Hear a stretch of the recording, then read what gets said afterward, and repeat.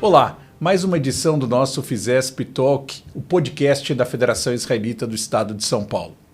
Você que acompanha a mídia em geral, no dia 19 de janeiro deste ano, foi surpreendido com a ida de um repórter da Globo a Israel para cobrir a chegada dos primeiros reféns que haviam sido soltos pelo grupo terrorista Hamas, e ele entrevistou uma brasileira ali na praça. Essa brasileira é uma amiga minha de muitos anos e está hoje aqui conosco, que ela tem uma história maravilhosa, que é a Márcia Kellner Polizuc. Márcia, bem-vinda a São Paulo. Enfim, temos o Hillel em São Paulo. Mas antes de a gente falar do Hillel, me conta como foi esse dia, né, com o repórter da Globo, porque isso viralizou e você falou aquilo que estava na garganta de todo mundo, né? Todos nós pensamos aquilo que você conseguiu expressar na televisão. Obrigado por estar aqui com a gente de novo. Quero agradecer a oportunidade, estou honrada. Primeira vez aqui na Fizesp, já estou em Israel há 16 anos. Estou impressionada. Foi criança então, né? Foi, bebê. É. Eu estou impressionada com a estrutura, o trabalho eu já conheço.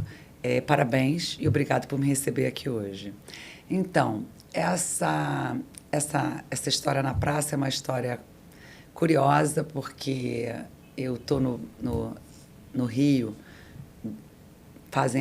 fariam agora 2 anos, né, porque eu já estou voltando, e a gente veio para o Rio, meu marido para dar uma atenção para a mãe com 85 e eu para dar uma atenção para o meu pai, Silvio Kellner, com 90... Grande advogado, grande ativista comunitário, Exatamente, grande líder. Exatamente, e te adora. E ficar com eles um pouco, né? Então a guerra me pega no Brasil e eu me obrigo a ver os vídeos e travei. Peguei uma síndrome de pânico, as pessoas não estavam mais me reconhecendo. Eu como educadora não formal, diretora do Hillel Latin America, vice-presidente internacional, eu senti que eu tinha obrigação de entender profundamente o que estava acontecendo em Eretz Israel, que me parecia tudo muito estranho, muito bizarro. E eu achei que ia dar conta daquilo e eu travei. Então, long story short, eu travo. E quando eu chego em Israel...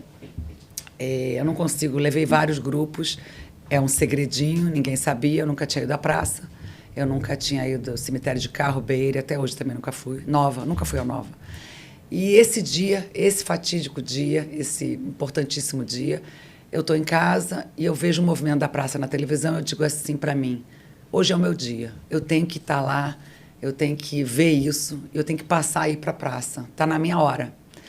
E eu já estava começando a me equilibrar melhor e eu vou para a praça, descabelada, chego na praça e dou de cara com esse repórter, falando a seguinte frase: estamos aqui vendo a emoção, mais ou menos isso, na praça lá do Hamas, em Gaza, a comoção, a ajuda da Cruz Vermelha, e aqui na praça em Tel Aviv, todo mundo aguardando a volta dos reféns.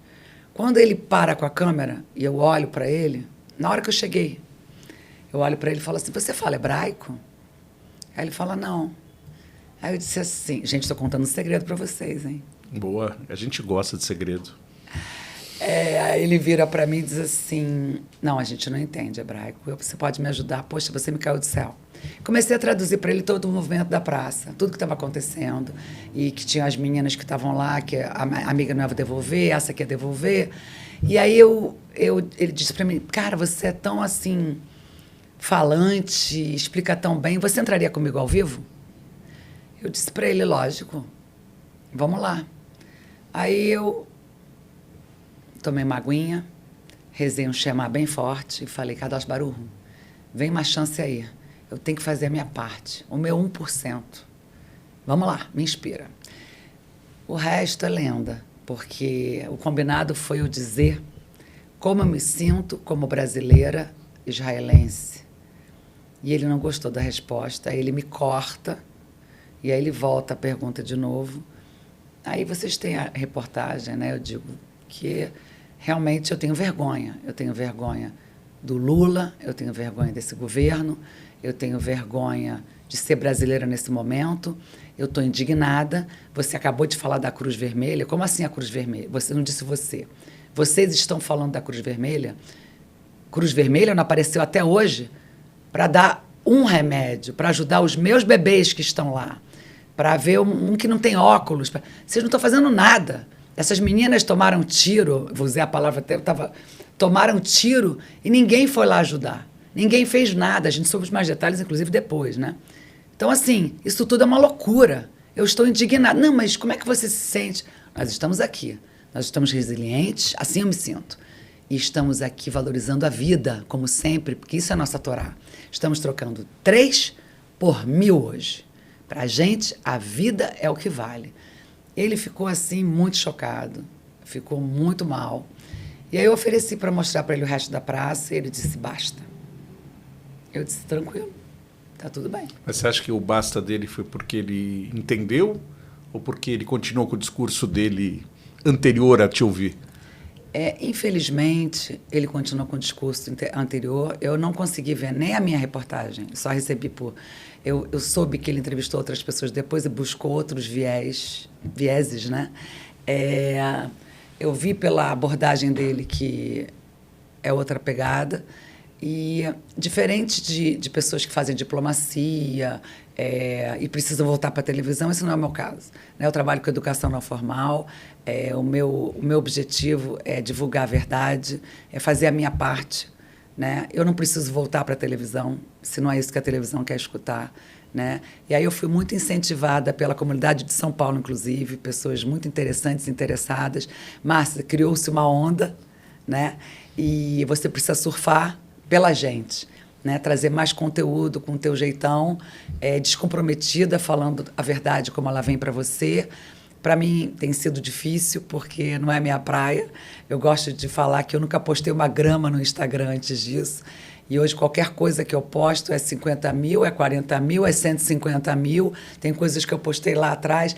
E eu estou achando muito legal, Ricardo, assim, tem uma coisa que eu estou gostando dessa história, que é me sentir fazendo a diferença no momento de escuridão para a gente, no momento de isolamento, de solidão. Eu me sinto muito só, né?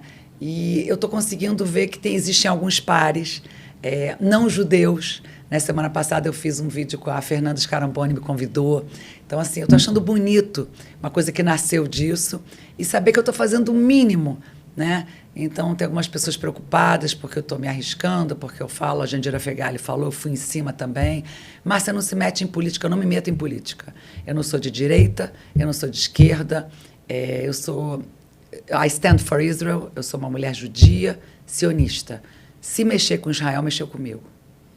Sabe que, óbvio que na hora que você está falando, você não imagina a amplitude de que isso vai tomar, né? Não. E realmente viralizou, como eu falei, a federação também repostou, e uma super visualização.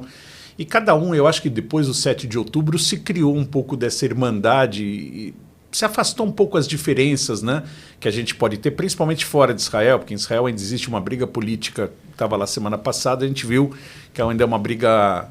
Mas, enfim, se falando da guerra, da existência de Israel, hoje está todo mundo unido, né? E cada um tem que fazer a sua parte. Exato. E você, além do trabalho que você faz muito pré-7 de outubro, porque a Márcia não apareceu no 7 de outubro, faz um trabalho espetacular. Obrigada. Pós-7 de outubro também apareceu um outro verniz em você que é muito útil. E você fala bem, Obrigada. Você é espontânea, você passa essa emoção. Eu acho que é isso que o público brasileiro precisa conhecer um pouco. Quem somos nós, né? Ser sionista não é um palavrão.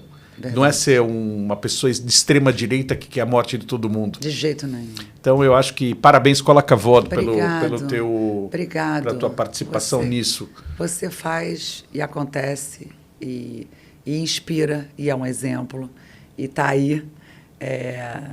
E o que eu posso te dizer? Eu estou following the leaders.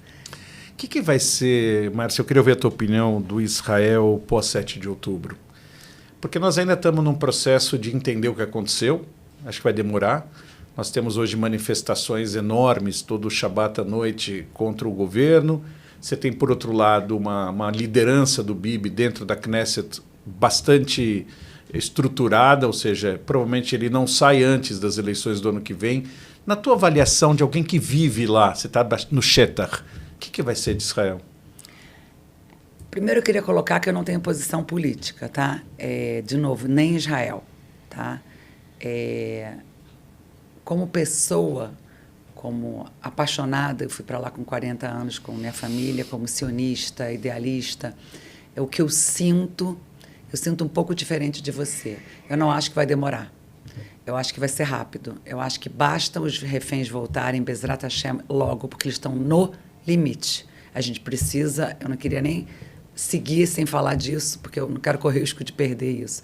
A gente precisa trazê-los para casa já. 7 de outubro é hoje.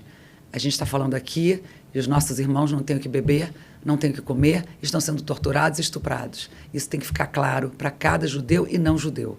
Então, assim, a gente precisa deles agora de volta. Então, eu acho que na hora que eles voltarem, nós, enquanto Am Israel, seja qualquer um da sociedade, eu sinto isso homogêneo. A gente quer, para agora, uma mudança de valores, de paradigmas, incluindo o Bibi nisso, né? Eu sempre fui muito fora desses... Nunca nem assisti esse parte na televisão, tenho assistido bastante para me informar, porque o país está numa mudança muito grande, a gente está muito sofrido, a gente está muito cansado, e a gente segue lutando, mas existe uma exaustão muito grande, inclusive de frustração. Por que isso aconteceu com a gente? Por que isso ainda está acontecendo com a gente? Então, essa mudança vai ser rápida. A própria questão dos Haredim não irem para o exército, o pessoal está no talo, está no limite. Assim, tipo assim, era uma coisa que passava, agora não dá mais. Porque, assim, como assim eu não posso ir para o meu trabalho? Como assim a minha família está sacrificada? Financeiramente, emocionalmente, passou do gvul, da fronteira. Então, assim, não é mais uma questão política. Virou uma questão, assim, de social, de ser justo com todo mundo, sabe?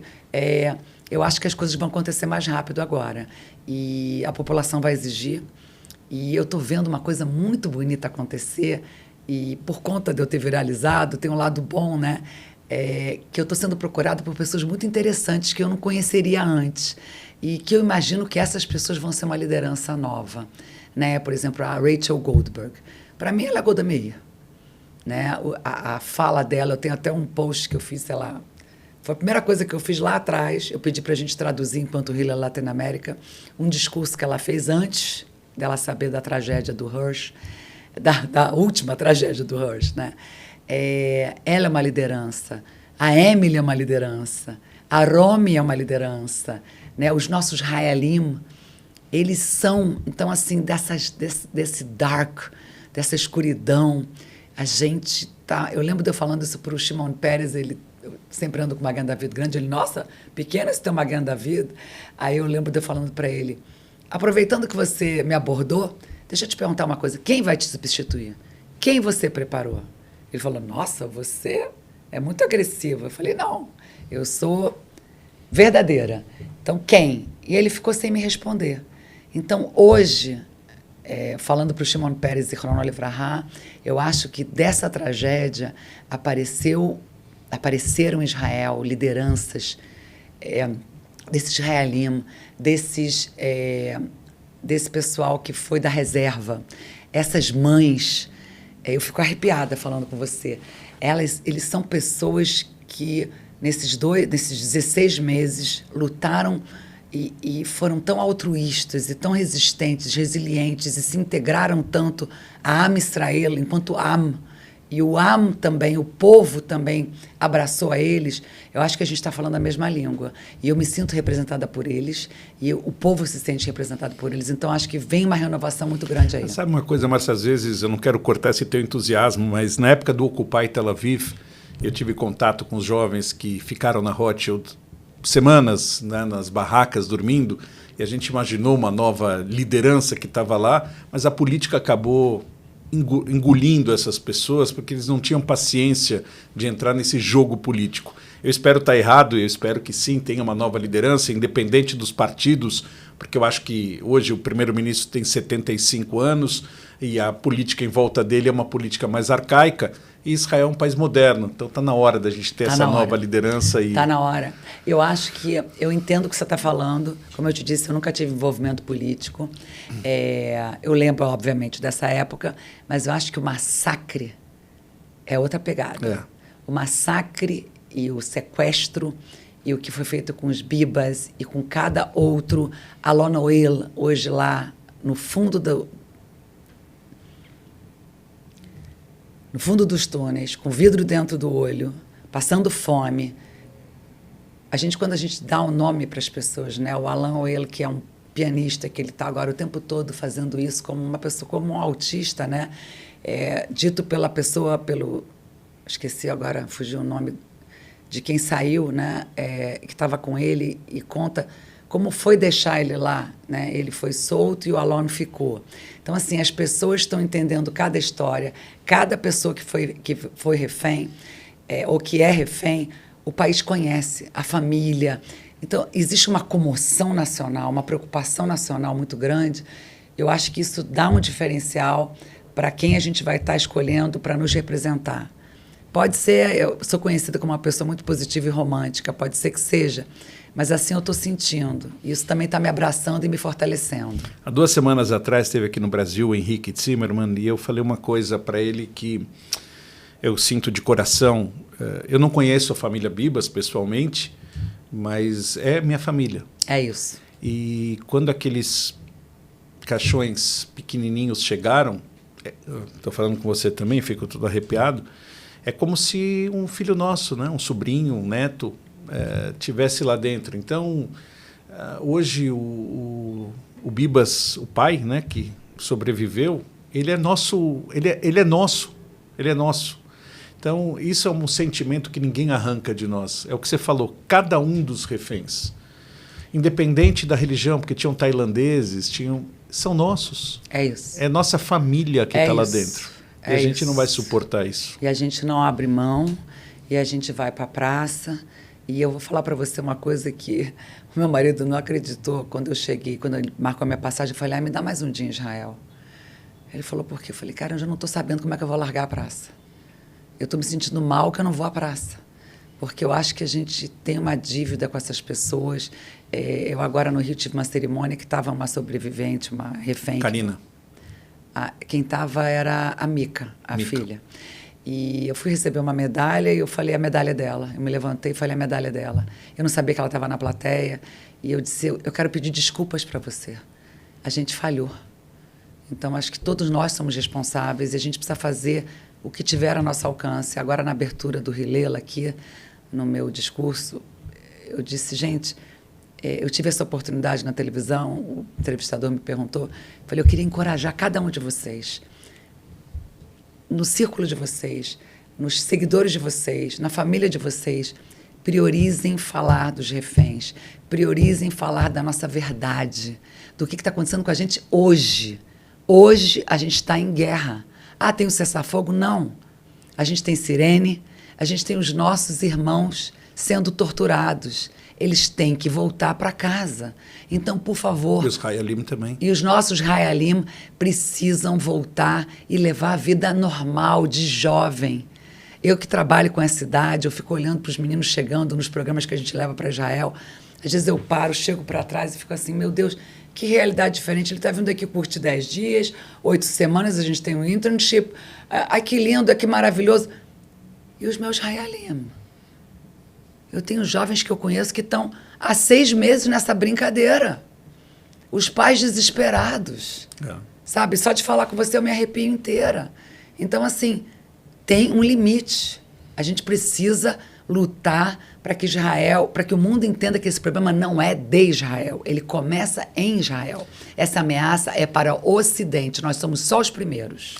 Você, como uma cidadã internacional, porque você mora em Israel, mas está muito no Brasil e em outros lugares do mundo. Trabalho com Nova York e Washington. E com a América Latina. Exato. Como você sentiu o crescimento do antissemitismo? Porque nas outras guerras, você tinha uma guerra lá, óbvio que você tinha uma manifestaçãozinha aqui e ali, mas nunca no nível que chegou nesta vez. Você acha que é um ponto de não retorno ou é uma nova realidade que nós vamos ter que enfrentar agora, a partir de agora? Para variar, suas perguntas são excelentes. Eu vou te dizer o seguinte, eu acho que as máscaras caíram. Como eu sou israelense e tenho me exposto bastante, sempre me expus, mas agora, né, online, ontem mesmo eu sofri uma discriminação forte aqui em São Paulo. Eu acho que é um ponto sem volta, não no volume que está. tá? Mas eu acho que as máscaras caíram, as pessoas assumiram essa posição publicamente, que sim são antissemitas, sim são contra Israel. A minha filha, que tem 31 anos, é diretora de uma mega empresa de cyber, ela fala, mãe, eu não entendo. Ela mora em Israel. Mãe, o que é isso? Por que eles odeiam a gente? O israelense tem noção disso? Não. E não entende por que também. Então, ela que é brasileira, mora lá e ela vê muito por meu intermédio. Porque Sim. O que eu faço no Brasil, isso aqui está em slow motion, mas vai vir. Eu acho que vem. Mas eu trabalho com o campus americano. Então, assim, eu trabalho direto com o Matthew Bronfman, que é o presidente do Board of Governors do Hillel Internacional. Nós estamos no olho do furacão. A instituição mais importante judaica nos Estados Unidos hoje chama-se Hillel Internacional. Nós estamos em 780 campos. Do primeiro dia, não foi outubro 7, outubro 8, a gente está, os meus colegas estão 24/7 trabalhando. Então, é uma loucura o que está acontecendo no campus americano e a gente tem conseguido muita coisa boa, mas não tem milagre. Eles estavam organizados, aquilo tudo ali é um esquemão. Se você vê as barraquinhas, elas são todas iguais, está tudo muito bem organizado. E a gente está preocupado com educar, a gente está preocupado com fraternizar, né? Então, assim, está muito difícil para nós. Estamos fazendo, o Matthew tem feito um trabalho espetacular, mas não tem milagre, né? O Adam Lima, no nosso chair, não está mole. Mas a gente teve agora um Israel Summit com 1.000 jovens, a gente conseguiu levar da América Latina 30 para instruí-los, para empolgá-los, para dar mais conhecimento, mais coragem. Mas, de novo, eu acho que é um ponto sem volta. Eu acredito que não siga no mesmo volume, eu espero, mas as máscaras caíram. Tanto que o próprio Hillel, uma curiosidade para passar aqui, curiosidade triste, a gente criou um manual da universidade para você não mandar o seu filho. Porque lá a gente vai seguir trabalhando, a gente não vai sair de lá. Mas é melhor o seu filho não viver nesse ambiente hostil, porque judaísmo passa por fun, por arte, por cultura, não é apenas uma religião, né? É uma forma, religião é uma forma de você expressar judaísmo, vamos dizer, a nossa centralidade. E a gente não pode ficar só advogando. Tem o fun, tem o proud to be Jew, happy to be Jew, né? E assim, a gente prefere que você esteja com seu filho num campus que você esteja podendo curtir. A mesma coisa no Brasil, a mesma coisa na Argentina. Então, se tem uma faculdade, uma universidade que esteja abraçando melhor, reconhecendo o que a gente está vivendo enquanto povo, eu acho que é para lá que o teu filho tem que ir. Lógico. Então, a gente está operando dessa forma. Bom, entramos no Hillel e eu sou prova do trabalho que você faz há muitos anos e da tua vontade sempre de estar em São Paulo. O Hillel no Brasil, que hoje Rio de Janeiro é um case de sucesso, ele não é igual o Hillel americano, que está dentro da universidade. Como surgiu o modelo brasileiro de Hillel? Qual é a receita do sucesso do Hillel Rio, que, enfim, formou um monte de gente, Flavinho Vale, nosso vereador, que bate no peito e fala que ele é um Hillel, e outros tantos. Qual é a diferença do Hillel americano para o Hillel brasileiro?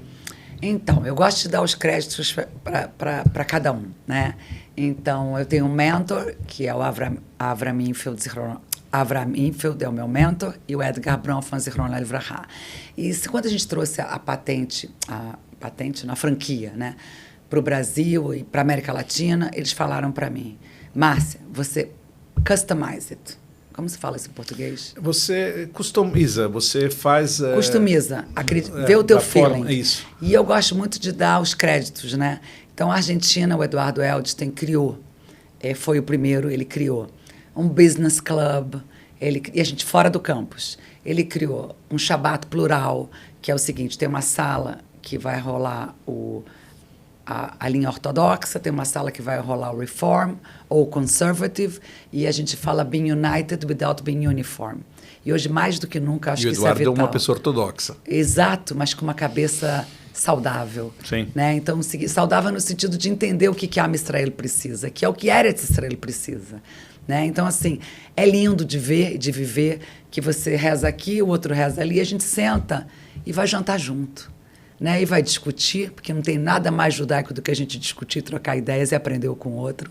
Então, a gente copiou o modelo e, lógico, com a pegada carioca. Né? A gente está hoje em Ipanema, numa casa E o que acontece? Estava na Lagoa, não estava? É alugado. Alugado. Aí tá. na pandemia, depois de 17 anos, a marca legitimada e os frutos da árvore sendo colhidos, a gente conseguiu comprar a nossa casa. Que legal. Né? Muito bacana, e eu tenho muito orgulho disso.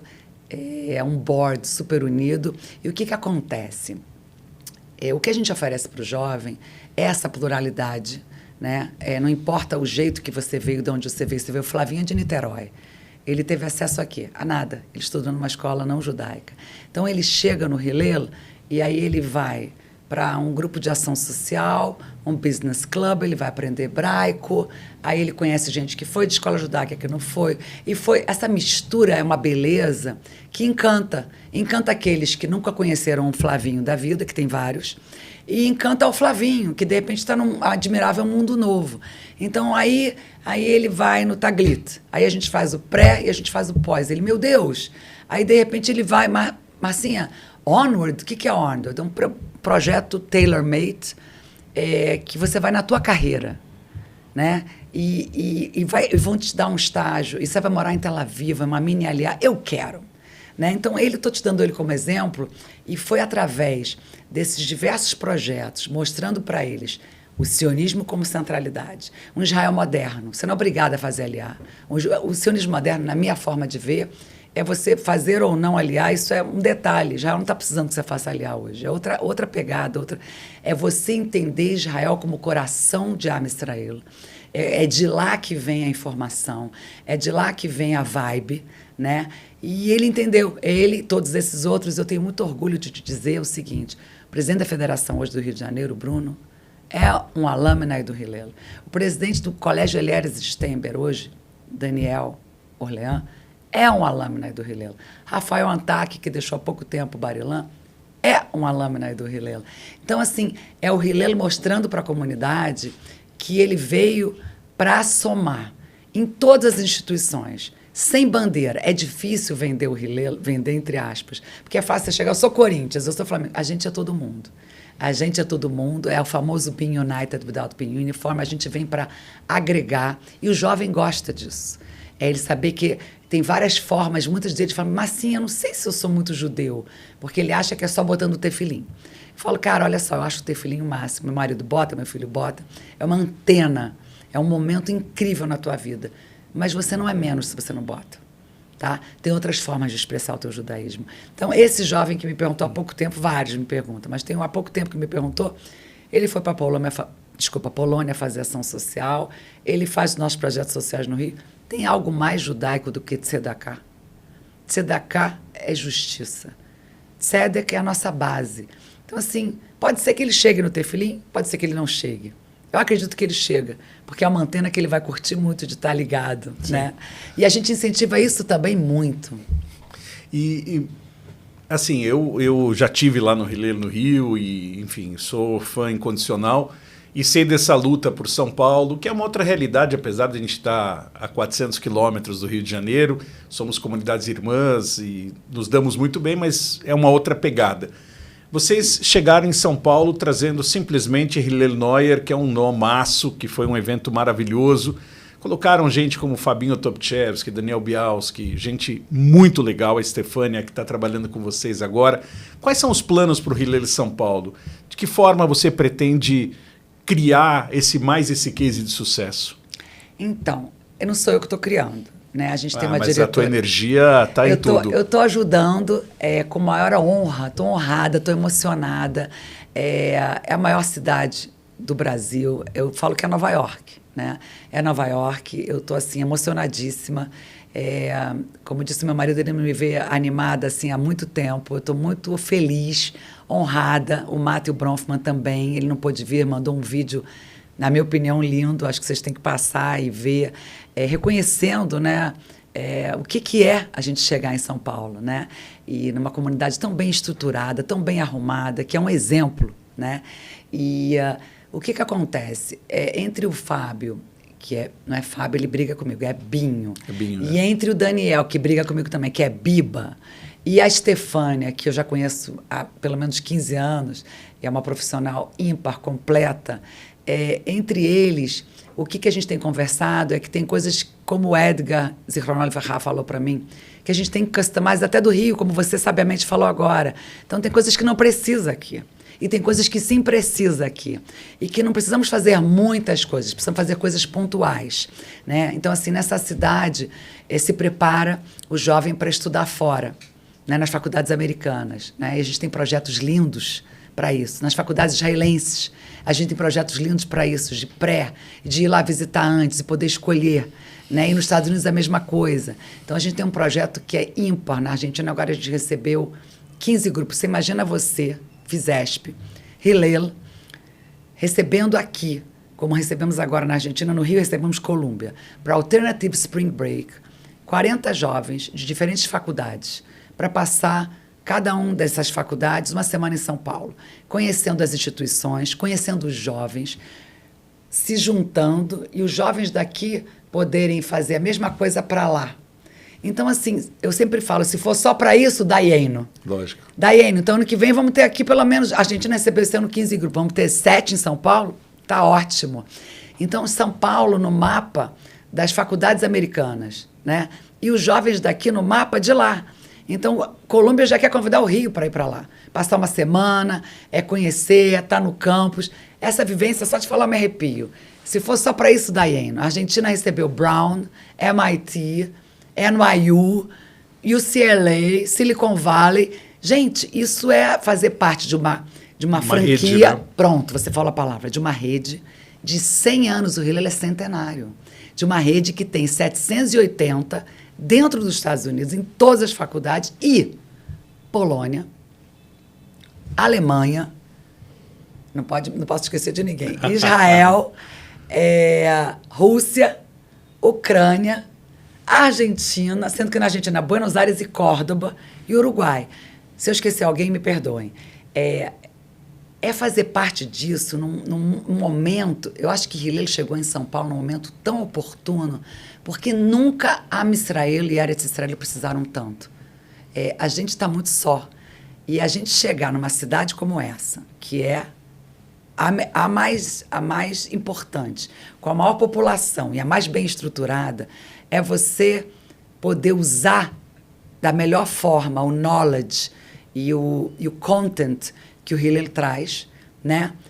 Fazendo um intercâmbio com o Rio e com toda essa rede, né? Então, assim, e é um momento, como eu disse no início do nosso papo, de tanta solidão, de tanta discriminação, que a gente está tendo a oportunidade de se unir a algo gigante, né? Então, quando o Biba e o Binho falaram para mim, vamos juntos, eu falei, galera, vamos, mas é agora. E o Neuer estava vindo para o Rio para o dia 1. Ele falou, agora quando? Isso tem, sei lá, 1 mês e meio. Eu falei, agora é dia 2 de abril. Porque não tem ninguém melhor do que o Hillel Neuer para abrir o Hillel São Paulo. E ele brinca comigo, Márcia, por que você me chama toda hora de Neuer? Eu falei, porque Hillel somos nós. Não, é sensacional. E foi um evento de sucesso aqui na Hebraica. Enfim, eu acho que começou com o pé direito, né, esse trabalho. Exato, e super importante. Você não faz ideia, Ricardo, você vai ver a mídia que a gente conseguiu. A gente não é embaixada, a gente não é Conib, a gente não é Stand With Us, a gente é só Hillel. Mas a gente entende que tem uma missão e que a gente tem que fazer juntos, unidos, a comunidade. O que a gente fez? Levou ele para todos os canais. Contratamos uma assessoria de imprensa por nossa conta e eu estou andando com ele por aí. É Rede Globo, é Flow, é Brasil Paralelo, CNN, ele vai sair Baruch Hashem em todos os lugares. A gente precisa disseminar a verdade. O mundo está todo enviesado. A mentira está predominando. Então, assim, o Hillel chega para o Brasil, em São Paulo, tentando somar esforço ao que vocês já vêm fazendo exemplarmente, né? Add value também nisso. Estamos juntos com vocês. Eu acho que esse é o momento que a gente falou durante o papo, de ter a união. Independente do nome, do apelido que você tem aí, hoje cada um tem que fazer o seu trabalho e cada vez mais. Você citou o Stand With Us, o André Leist cria também do Hillel. Também trabalhou, ele foi coordenador do Hillel lá no Rio de Janeiro. A gente trouxe o André em 2015. Ele ficou 3 anos à frente do Hillel. E como diretor e liderando a parte de Asbará. E aquilo ficou pequeno para ele, mas alguém, o Hillel é muito isso, essa vanguarda. Alguém tinha que arriscar, trazer. A gente não teve apoio de nenhuma instituição. Então foi um papo meu com o board, dizendo assim, olha, eu conheci um cara aqui que veio passar Shabat em casa. E ele é um cara que sabe o que está fazendo, né? Ele estudou, ele está preparado, tem vontade, vamos arriscar. É um investimento muito grande, mas o Brasil precisa. Vocês podem imaginar, com todo respeito ao que já estava sendo feito antes, essa guerra sem o André estar aqui? Não, né? Então, assim, dúvida. Hoje a gente está com a Daphne. Que é maravilhosa. Então, que a gente também saiu na frente. O jovem precisa de um professor. Então, a Daphne vai estar vindo também para São Paulo. Ela já formou no Rio mais de 150 jovens que fazem o curso Mastership dela. Então, ela foi estagiária do Neuer. Você pode imaginar? Fez o Reichmann Institute, estudou no Canadá, sofreu antissemitismo. Então, assim, também dessa vez o Hillel vem como vão. Essa é uma pegada do Hillel que eu não inventei. A gente copia os campos americanos e adapta. Então, tem que ter. Eu vi os meus colegas, Márcia, tem que ter alguém agora focado nisso. A gente está em guerra. Então, vamos atrás. Então, a Daphne está aí, vai estar vindo para São Paulo também, para fazer o curso, para capacitar os jovens. E vamos em frente, vamos fazer o que a gente pode e o que a gente não pode. Eu tenho certeza disso. Tenho certeza que é uma iniciativa vencedora já no primeiro momento e no momento adequado, né? Infelizmente é na dor. A gente sabe que o judaísmo, geralmente, o anador é no amor. E agora é na dor, infelizmente, mas que nós estamos juntos. Você é genial. Não, mas é o que a gente aprende, né? Eu voltei de Israel semana passada, já fui 2, 3 vezes depois do 7 de outubro, e eu tenho uma filha que mora em Tel Aviv, então, para mim, tudo isso é muito presente na minha vida, né? Eu passei Shabat na casa de uma família de amigos em Hanana, que são Bnei Akiva, e os filhos já um pouco mais velhos, e o filho, no dia seguinte, ia voltar para Miluim.